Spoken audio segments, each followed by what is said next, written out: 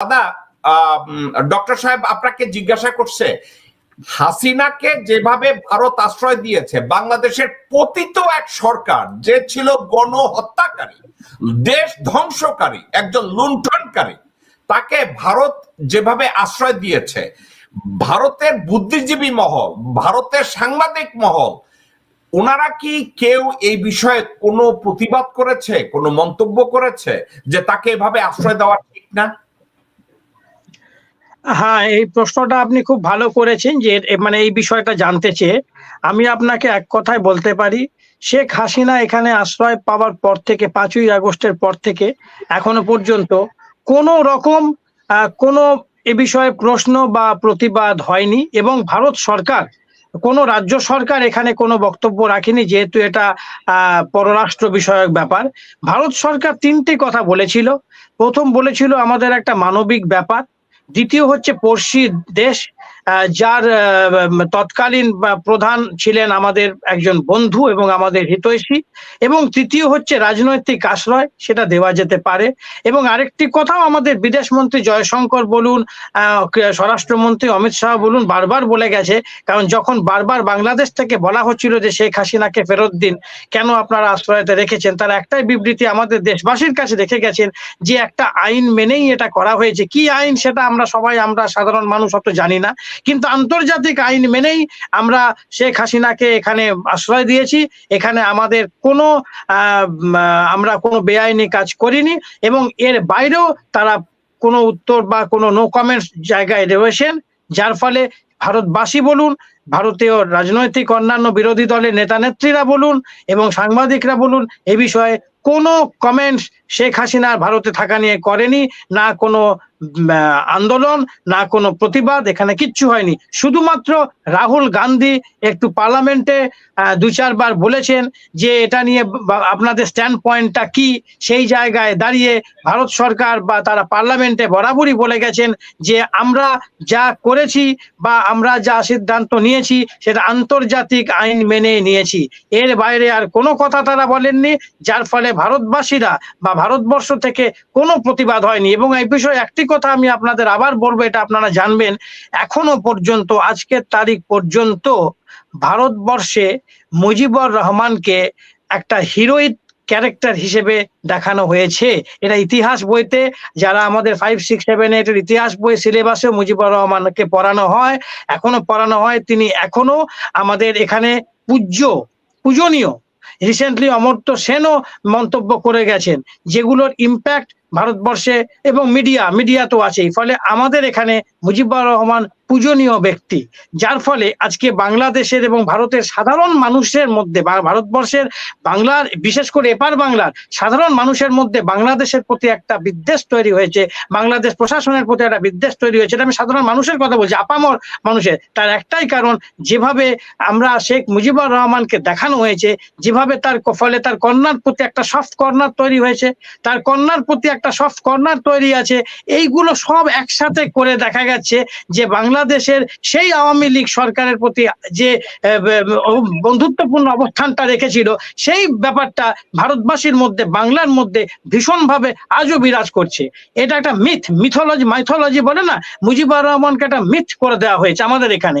এবারে এই ইতিহাস যতক্ষণ না, এখানে আমি একটা কথা বলি, এই রিসেন্টলি আপনারা আমাদের মারাঠা রাজ্যের শিবাজির কথা শুনেছেন, মারাঠার ছত্রপতি শিবাজি, তার ছেলে সম্ভাজি, এখানে একটা সিনেমা তৈরি হয়েছে ছাওয়া কথার মানে হচ্ছে সিংহ শিশু। তাহলে শিবাজির ছেলে সম্ভাজিকে সিংহ শিশু হিসেবে দেখানো হয়েছে এবং বইটা রমরমা মানে বাজার করে যাচ্ছে, দেখানো হচ্ছে তাকে বিরাট হিন্দুর মানে নেতা হিসেবে দেখানো হচ্ছে। অথচ যদুনাথ সরকার, রমিলা থাপার, গৌতম ভদ্রের মতো ইতিহাসবিদরা বলছেন যে উনি ভীতু ছিলেন, উনি ক্যারেক্টারলেস ছিলেন এবং উনি মুঘলদের বশ্যতা স্বীকার করেছিলেন, কিন্তু সিনেমাটাতে উল্টো দেখানো হচ্ছে। এই যে দেখানো মিশন কাশ্মীর সিনেমা হয়েছিল, এইগুলো দেখিয়ে মানুষের মধ্যে একটা ইনজেকশন দেওয়া হচ্ছে, ইনজেক্ট করা হচ্ছে যে ধর্মীয় মেরুকরণ, হিন্দুত্ব, অন্য সব কিছু ভুলে যাও, এইটাতে আগে তুমি মনে করো তুমি হিন্দু, এটাই শেষ। খেতে পেলে কি না পেলে, চাকরি করলে কি না করলে, that doesn't matter, you should be Hindu, এটাই মনে করো, এইটাই দেওয়া হচ্ছে। তো যার ফলে আর এদিকে আবার আমার এইখানে ডিপ্লোম্যাটিক কথা বলছি আমি, এই জায়গাটা দিয়ে আমাদের সরকার ডিপ্লোম্যাটিক, এইদিকে তুমি হিন্দু, আবার এদিকে শেখ হাসিনা, এদিকে তসলিমা নাসরিন, এদিকে মুজিবুর রহমানকে তুমি ভগবান বানিয়ে দিচ্ছ। আমি এইটা এখনো বুঝতে পারলাম না, হোয়াই এই ডাবল সেন্স, হোয়াই এই ডাবল সেন্স পথ নিয়ে চলছে। আমি আগেই বলেছি বাংলাদেশের কাছে আর্থসামাজিক ভাবে, ভৌগোলিক ভাবে বাংলাদেশের গুরুত্ব ভারতবর্ষের কাছে অপরিসীম।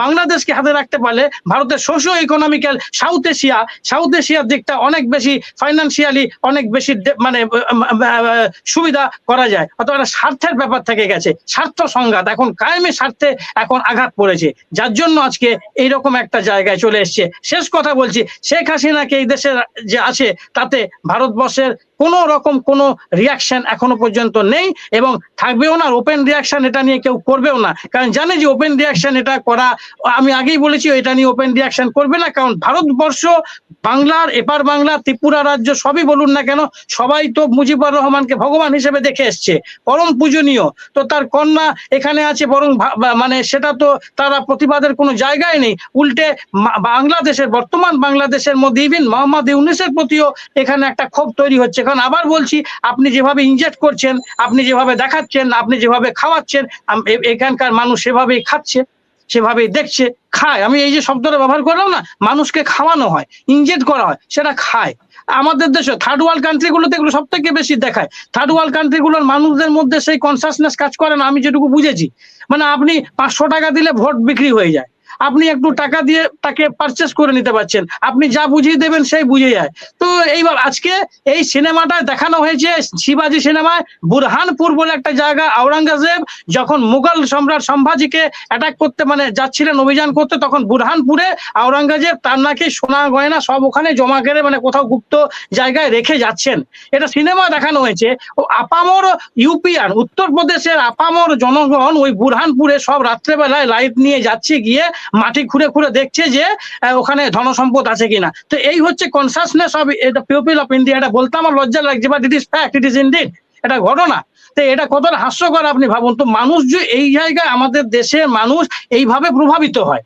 তো সেক্ষেত্রে যেভাবে আমাদেরকে পড়ানো হয়েছে, দেখানো হয়েছে, আমরা জানি ইতিহাস তো বরাবরই ইতিহাস, যেটা ঘটেছে সেটাই ইতিহাস, কিন্তু কিভাবে দেখানো হচ্ছে, কিভাবে পড়ানো হচ্ছে, সেটাই ব্যাপার। আমি একবার একটা শোতে বলেছিলাম যে এই বিজেপি সরকার বলেছিল তাজমহল শাহজাহান তৈরি করেনি, ওটা ছিল চন্দ্রমৌলেশ্বর শিবের মন্দির, ওখানে সমস্ত উপরে ত্রিশূল ছিল ইত্যাদি ইত্যাদি, ওটা শাহজাহান তৈরি নয়। মানে বোঝাতে হবে যে মানে হিন্দুর ব্যাপারটাকে এগিয়ে আনতে হবে। তো ওইটাই মানুষকে খাওয়ানো শুরু হয়েছিল, কিন্তু মানুষ ওটা খায়নি, কারণ ওটা 7 ওয়ান্ডারার্স এর মধ্যে পড়ে, দেখছে মানে গতি মানে বেগতিক হয়ে যাচ্ছে, ওই জন্য আর বেশি ওদিকে এগোয়নি, বাট এগোনোর চেষ্টা করেছিল। আজকে গিয়াসউদ্দিন তুগলকের নামে যে রাস্তাটা আছে দিল্লিতে, তুগলক রোড, নাম শুনে থাকবেন, তুগলক রোডের নাম বদলে বিবেকানন্দ রোড হয়ে গেল। দেখুন, আমি একজন হিন্দু, আমি আমার ধর্মকে আগে প্রায়োরিটি দেবো, এটা স্বাভাবিক, কিন্তু আমি এইগুলো ব্যক্তিগত পছন্দ। তুগলক তার ইতিহাসের চরিত্র, গিয়াসউদ্দিন তুগলক তার ইতিহাসে, তা আমি তাকে মুছালেও কি সে মুছে যাবে? আমি যদি মুজিবুর রহমানকে মুছেও দিই, বাংলাদেশ যদি মুছেও দেয়, বাংলাদেশ যদি সব স্মৃতিগুলো মুছেও দেয়, তা মুজিবুর রহমানকে মুছে যাবে সত্যি করে ইতিহাস থেকে? সে ভালো হোক খারাপ হোক, অ্যাডলফ হিটলারকে কি আমরা চিনি না? মুসলিনীকে কি আমরা জানি না? তো এবার আমি কাকে ভগবান, কে ফেমাস কে ইনফেমাস, সেটা আমি কিভাবে দেখাচ্ছি তার উপর নির্ভর করে, কিন্তু ইতিহাস ইতিহাসই। আমি অনেকটা দীর্ঘায়িত করে ফেললাম, কিন্তু আমি একটা কথা যেটা মিন্টন সাহেব আমাকে জানতে চেয়েছিলেন, আমি এটাও বলছি যে যেভাবে আমাদেরকে দেখানো হচ্ছে, তাতে আমরা যেহেতু একজন ভগবানের মেয়ে, তিনি বিপদে পড়ে আমাদের দেশে আছেন, তাকে আমাকে যথাসম্ভব মানে জামাই আদর বলা হয়, এখানে মেয়ে আদর করে তাকে রাখা হচ্ছে, এবং যতদিন মানে তিনি থাকতে চাইবেন বা যতদিন না কোনো সেরকম সমস্যার সমাধান হচ্ছে, তিনি এখানেই থাকবেন। কারণ কোনো রাজ্য বা কোনো দেশ তাকে নেবে বলে মনে হয় না। লন্ডন ফিরিয়েছে, অনেক জায়গায় ফিরিয়েছে, কে নেবে বলে মনে হয় না। অতএব এই সরকার যতদিন আছে, ধরুন এই সরকার যদি থাকে, কারণ এই সরকারের তো সিদ্ধান্ত থাকে, অতএব বর্তমান সরকার যারা আছে তারা ততদিন, এখনো 29 সাল পর্যন্ত তারা ক্ষমতায় আছে, 5 বছর অন্তর ইলেকশন হয়, সেই হিসেবে 29 সাল পর্যন্ত ধরুন ওনারা এখানে ওনাকে রেখে দিতে পারেন। যদি আইনের একটা ব্যাপার থাকে, সব আইন যে আমি বিশাল বুঝি তা নয়, কিন্তু তারা আন্তর্জাতিক আইনের ধোয়া তুলছে, এখন আন্তর্জাতিক ভাবে যদি কিছু করা যায় আলাদা ব্যাপার, বাট শেখ হাসিনা এখানে আছেন, তাদের কথা মতো তিনি থাকবেন এবং কোনো প্রতিবাদ নেই। কারা রইল বোকাপাট, কারা রইল বোকাপাট, ভেঙে ফেল কর রেলপাট রক্ত জমাট শিকল পুজোর ভাষণ বেদি ওরে ও তরুণ নিশান ওরে ও তরুণ নিশান তোর গলায় বিশাল ধ্বংস নিশান প্রাচীর প্রাচীর ভেদি তারা